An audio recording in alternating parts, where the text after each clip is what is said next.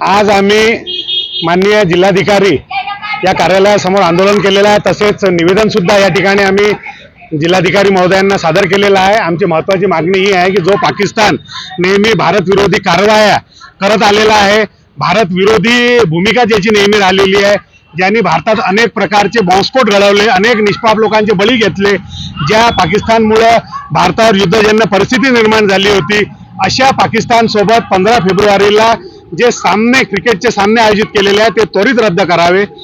जे अनेक लोक शहीद झालेले हा त्यांचा अपमान हा क्रिकेटचे सामने होणं म्हणजे।